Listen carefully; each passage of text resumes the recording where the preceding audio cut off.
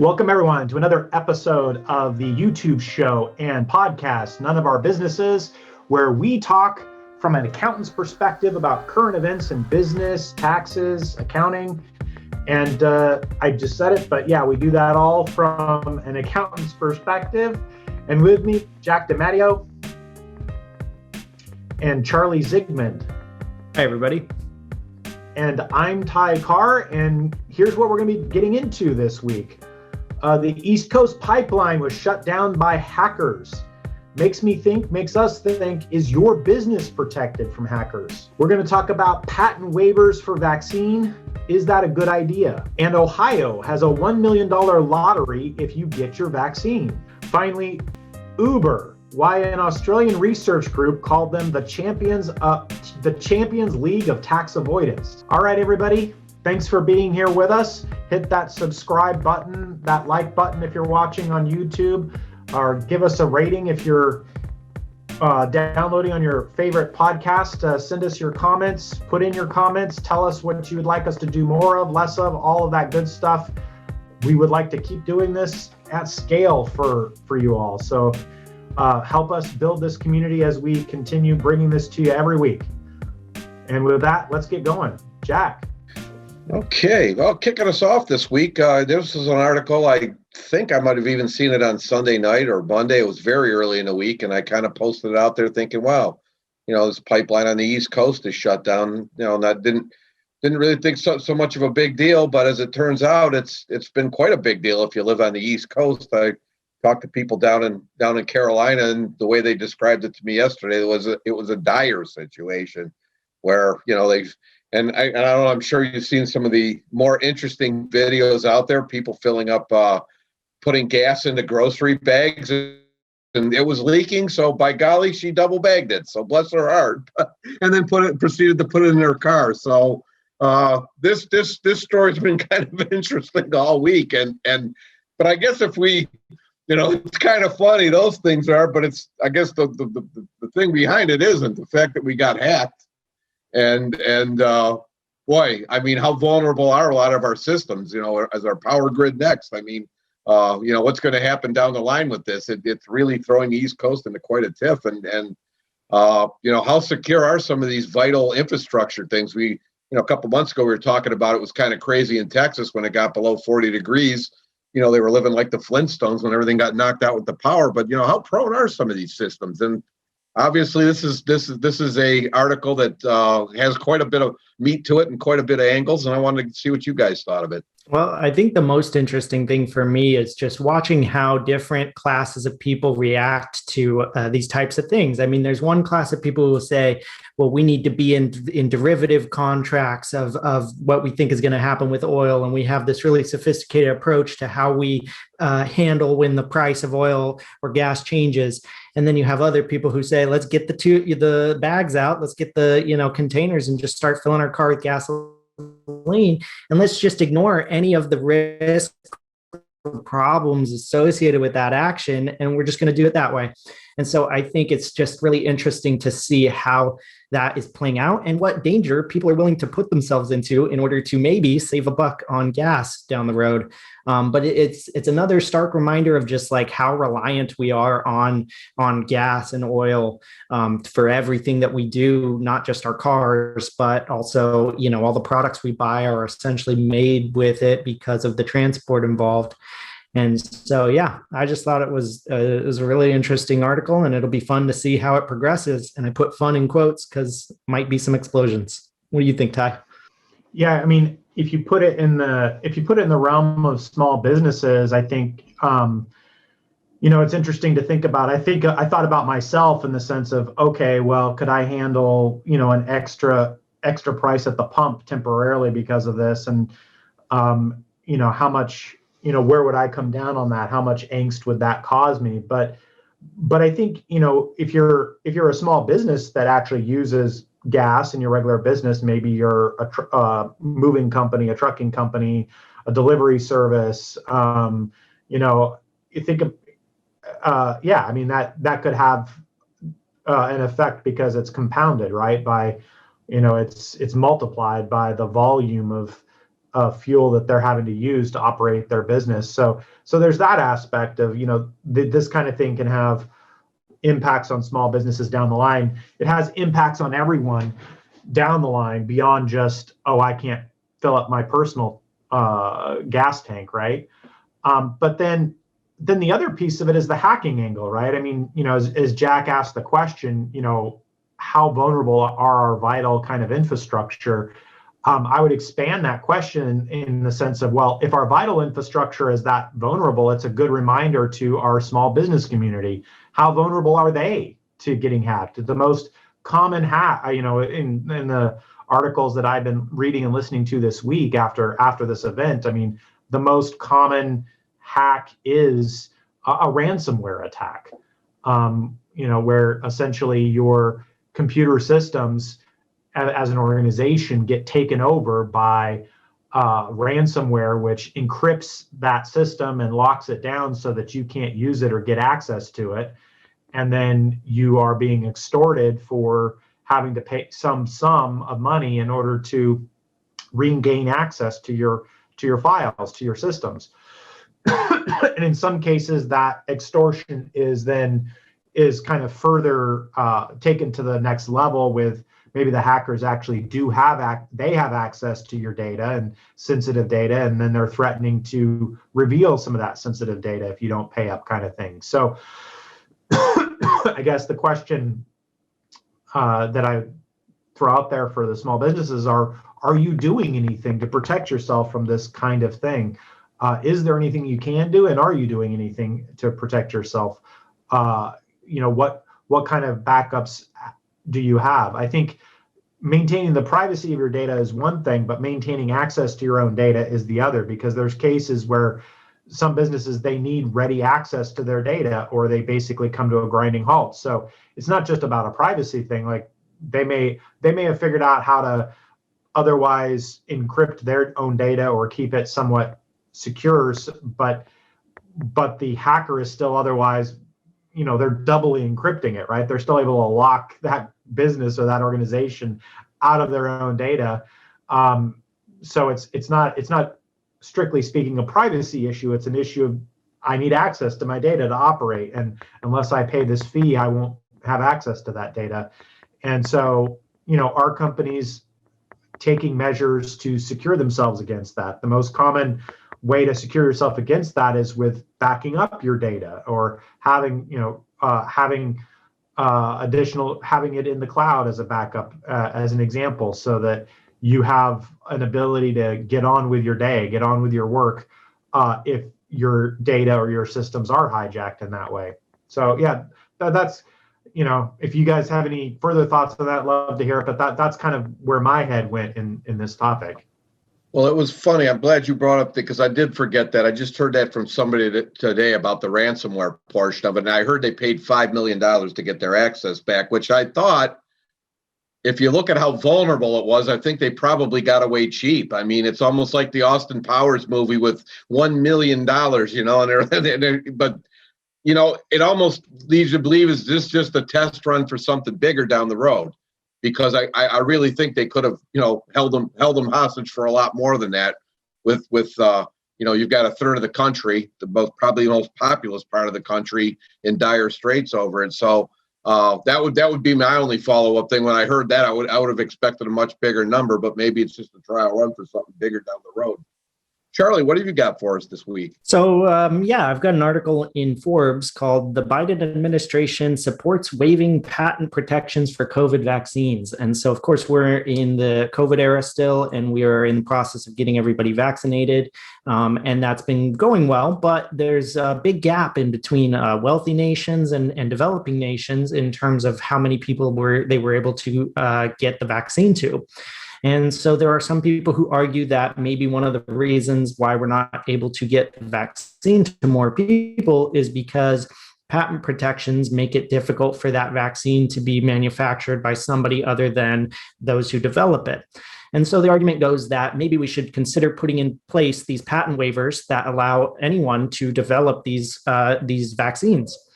And so there are people who argue that would, make it more readily available, but there are other people who argue that if you take away the patent protections, then it takes away the incentive for companies to want to develop these in the first place. And they feel like, why would they put effort and research into creating a vaccine if everyone can just then see that and make it on their own? And so, and the argument is that if they feel that way, maybe they just won't develop new vaccines. And so I think it's kind of an interesting point to discuss, because it's like, on the one hand, how can we not want the vaccine to go to as many people as possible? It seems like a no-brainer that we would want that. But then on the other hand, I think it's a good point that companies would probably cease efforts on developing new products of that type or new vaccines if they don't feel like they're protected. So I kind of want to get your guys' take on where you fall on this issue. Do you think that patent waivers are helping us or hurting us in this proposed setup? Yeah, I think I was thinking about this the other day, and I think that there's a game to be played here, in the sense that I think patent waivers could help in the short term. I think the logic that if companies knew that as a standard course of business that their patents just were going to be worthless and were going to be waived every time they developed a vaccine, then I think that logic stands, in the sense of we would be disincentivizing companies from investing in the R&D necessary to get to these to develop these things, right? But here's the game: is that I think you can also play on the greed and the overall way corporate America works in general, and the short-term mindset that corporate America works. If we give a patent waiver in this particular circumstance, and it's not something that is universally something that we do on a regular basis, so the business community does not actually know if there would be a patent waiver or not in the future, then I would argue that it's pretty naive to think that the entire business community would be smart enough to say, oh, well, we're not going to develop it because it might get waived. That's not what I see happen in corporate America. I see all kinds of bad long-term plays being made for the potential of short-term profits, even though there could be, like, if we're arguing on the other side of this equation that corporate America won't take the risk, hell yes, they will take the risk. They do. Think of all the risks corporate America has taken and the crazy investments we've made in the business community that have led to economic problems in the last 20 years, right? So I think that simply the chance that that you can develop vaccines and technologies and medicines and get the patent and win big on that will continue to inspire companies to do it, if there's not as long as it's not a slam dunk universal rule that you might get a patent waiver. So, say that differently, from a game perspective, as long as if it's a one-time event, I do not think that actually de-incentivizes the entire system if it's a one-time event. But yeah, if this was a regular thing that we just did all the time, is waive the patents, it would make patent protection worthless, right? And that would, and the reason, why have patent protection if we're just waiving it all the time, right? So, but as long as it strikes like a random natural disaster that companies can't reasonably predict, then they'll roll the dice on the other side, because we've seen Americans' appetite for taking risk is pretty high. I would just absolutely reiterate that. That's the first thing I would say. If this is a one-off, then that's okay. The dangerous part is, well, geez, it worked. If they roll this into the future, and really, if you think about the treatments that are out there, I remember we talked about an article about 2 or 3 months ago where I think 3 of the big players dropped out of the vaccine stakes because they weren't keeping up with the other ones. So, and I think the 3 big ones that are still out there, I don't even know that they have it quite perfected yet. So, to kind of open it up to people now, there's a lot of innovation. I don't know that anybody's really got a hammer lock on the best way. This is a one-time. It's almost like in a time of war back in World War II. You had automotive shops, moved over. They started manufacturing tanks. You get state of emergency type of thing. But you're right, Ty. If people take this a step further and say, well, geez, it worked there. And if we roll this out and we start eliminating patents on all this R&D, you're going to see companies stop doing it. And, story I've just heard of a young man in his early 40s, young family, was in a real bad way with cancer. And they're always coming out with experimental or new treatments with cancer patients. And he's just somebody that has actually taken to the treatment and has got his strength back, and he's doing a lot better. And, whereas a few months ago, there wasn't a whole lot of light at the end of the tunnel, his prognosis is looking a lot better today. And those would be the things I'd hate to see those things go by the wayside, because everybody likes to say greedy corporate America. But you know what? If they're greedy from a standpoint and they're literally sharing the wealth by, giving us access to these medicines that are going to make everybody's life better, I think we could live with it. But yeah, I totally agree with you. If this is an isolated incident, I'm not bothered by it. But unfortunately, what we always see, these things never tend to be isolated. Totally. I think that's exactly right. And I think it's also just as a one-off, the timing of it coming after the vaccines have been developed makes it especially acceptable as well, because it's like, well, they've already done the work. So now it's easy to go ahead and waive them. All right. So do you have another article we can talk about? How about you guys? You want to move to Ohio? You can get in the $1 million lottery stakes. Uncle Mike DeWine, he's offering, he's going to have 5 weekly drawings. So I guess somebody was telling me today it's based on voter registration, and it's kind of like, I don't know if you guys play the Powerball or any of these other games where you got to get the multiplier or the kicker, because what they're going to do is, I guess they're going to pull names, and if you haven't been, I don't know what you're going to have to do to prove you got vaccinated, but if you haven't been vaccinated, you don't get the $1 million prize. But if you have, you're going to get $1 million. I don't know. I just see something like this, and I guess maybe I can't put it into words, but something about the whole thing just seems wrong to me. I don't quite get it. If somebody feels it's the vaccine is a good move for them, I think they're going to do it on their own free will. But to me, this is a little bit of a bridge too far when the government steps in and start offering $1 million lotteries to get people to behave in a certain way. I don't know if that's the take you guys had, but I'd be curious. Well, it's a little sad, a little bit. I see what you're saying, because it's like the government has to basically gamble with us to get us to take our health seriously. So on that angle, I do think it's a little bit of a sad state of affairs. But the other thing I think that's interesting about it is that if you're somebody who wasn't going to get the coronavirus vaccine, then you're a risk taker by default, because you're just taking that ultimate gamble of whether or not you're going to get sick. And so I guess it's smart in the sense that this move of basically turning it into gambling, which it's not, because I guess you're not putting in money. But I mean, like, by introducing this element of chance into it, it kind of appeals to the people who were the same ones who weren't going to take the coronavirus seriously anyway, because they were risk takers.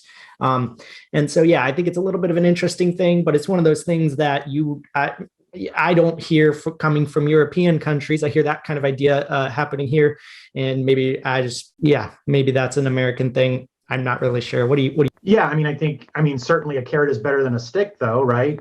I mean, whether government should be involved in incentivizing public health issues or not, if they're going to be involved in public health, then better. I would say I would applaud the creativity of it, as opposed to providing some kind of penalty to, I think that obviously would be outrageous to try to penalize people directly for not getting the vaccine, and yet there is, a clear public health issue here, in the sense that the number of people who get vaccinated has a relationship to the ability to protect the entire community, not just the individual. So there's a community issue as well as an individual issue, and it's a classic American debate of individualism versus community benefit. And so definitely interesting to see. I mean, you can tell that, it's different, obviously. Charlie mentioned Europe, but it's different within our country, right? I mean, we wouldn't see that kind of incentive being offered over here on the Pacific Coast, because culturally speaking, I think there is more of a sensibility that you get your vaccine, right?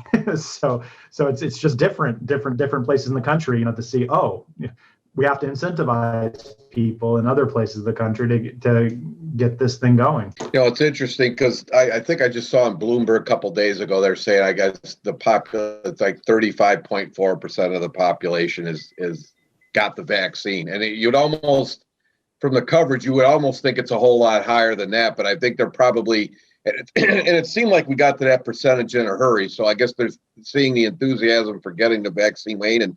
And again, like you say, this is creative. And if you're going to get creative, I guess you go big or go home. I saw in there a couple other states or, $100 gift cards, and that's not going to influence anybody. $1 million, if you were sitting on the fence, that'll probably get you to go out and get vaccinated. Charlie, what else you have for us this week? Well, in lighter news, I found an article in Business Insider called Champions League of Tax Avoidance. Uber used 50 Dutch shell companies to dodge taxes on nearly $6 billion in revenue, report finds. And so there's a group that is doing research into this issue called, and I'm going to butcher it, but it's called CICTAR, CICTAR. It's an Australian-based research group. And basically, they took a look at the corporate structure of Uber and found that it had set up these shell companies in different tax havens and then had deals set up so that basically they would pay as minimal tax as possible by essentially transferring their income to all of these other entities. It didn't go into but it generally said that one of the things was that they found that on some of these shell companies, they would not issue the mandatory financial reports. So they're not only are they questionable in purpose by just strictly being a shell company, but even at that, they're not complying by just filing the reports that they're supposed to. And so the article gave some figures that I thought were worth kind of mentioning. Despite earning $5.8 billion in global revenues in 2019, Uber claimed a $4.5 billion loss for tax purposes. And so, yeah, one of the arguments that the article makes is that lawmakers are looking into implementing a global minimum tax to try to stop this type of issue. And I guess I would ask whether or not you guys feel that a global minimum tax is even enough to handle this, or whether that's the right approach to solving these kind of potentially tax evasion type issues, or if maybe that's just not the right way to be looking at it in the first place. What do you guys think? Well, it's interestingly enough, it ties into a topic that we hit on in a couple podcasts ago. I think AJ was guest hosting at the time, our guy AJ Wheeler. And we were talking about that Janet Yellen was going around the globe talking to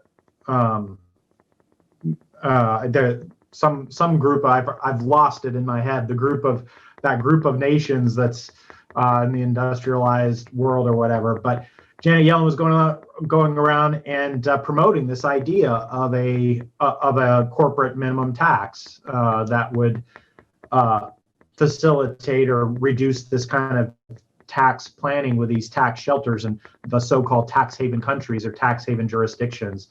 And I think our conclusion, back then was, oh yeah, theoretically that might work or be cool if you could get it to happen, but good luck. The idea of getting the practicality of getting that kind of agreement among nations seems pretty impractical. And I think, actually following up on that from the question that you're asking, Charlie, is as I think more about it, it's what could happen? It's like our other kinds of treaties, like the Paris Climate Accord and other kinds of things that we do around the world, where you'll get a group of nations who kind of sign on to it, but not enough.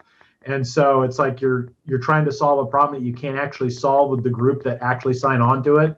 They alone can't solve that problem. And I think that's probably where something like that may end up going. It may just create more problems than it can solve, because it's impractical to actually get everyone to sign on to a global minimum tax like that.